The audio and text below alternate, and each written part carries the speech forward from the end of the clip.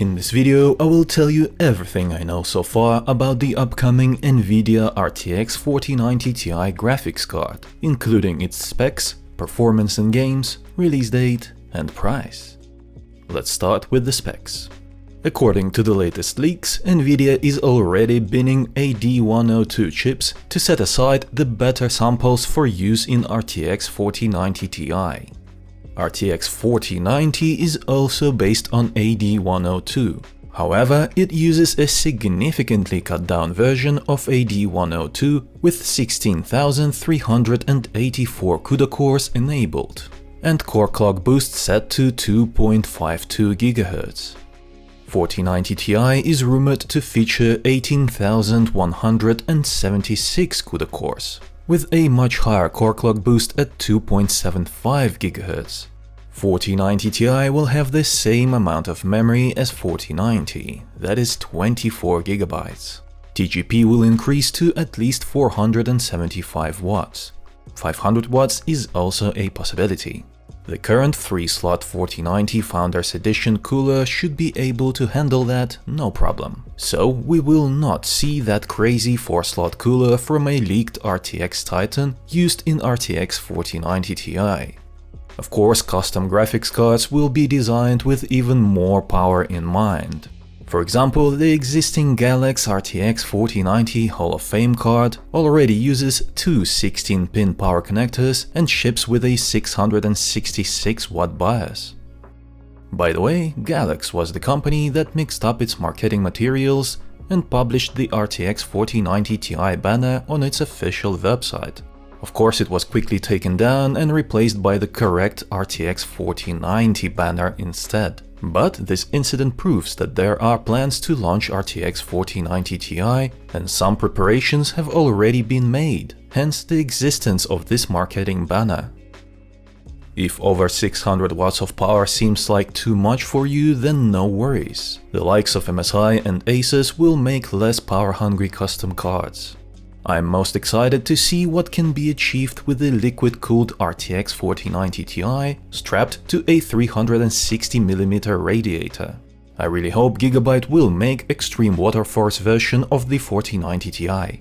I suspect that this kind of graphics card will be able to boost to 3 GHz and possibly even beyond. Next, let's discuss the performance. We do not have any leaked benchmarks of the RTX 4090 Ti yet, but we do know that it will be 10 to 20% faster than RTX 4090 in games. So I have added the best case scenario as well as the worst case to my charts.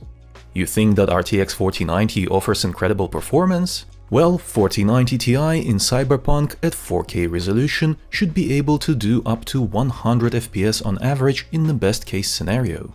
But even the worst case with 91 FPS seems pretty good to me. By the way, that is on high quality preset, so 4090 Ti will have plenty of room to use higher settings and stay above 60 FPS. In less demanding AAA games such as Halo Infinite, you can expect around 150 FPS on average in worst case and close to 160 FPS best case. If you like playing Rainbow Six Siege and have one of the 4K 240Hz monitors, then 4090 Ti should be right up your alley, as it should be able to reach close to 240 FPS average in the best case scenario, and around 220 FPS in worst case. That is with graphics set to very high preset at 4K. For NVIDIA executives, Call of Duty Modern Warfare 2 benchmark charts are sticking out like a sore thumb, with RTX 4090 defeated by a $1,000 RX 7900 XTX. But even in the worst case, 4090 Ti would be able to retake that crown. And in the best case, we will see around 220 FPS average at 4K on basic quality in multiplayer. The release date is currently unknown. NVIDIA kept 4090 Ti as an ace up its sleeve to counter AMD in case 7900 XTX got too close to winning. However, AMD did not deliver an RTX 4090 competitor this time around. So I suspect that 4090 Ti project will be left sitting on a shelf for a while because there is no rush to launch it. But AMD is working on releasing a better flagship graphics card later in 2023, so I think we will end up seeing RTX 4090 Ti next year.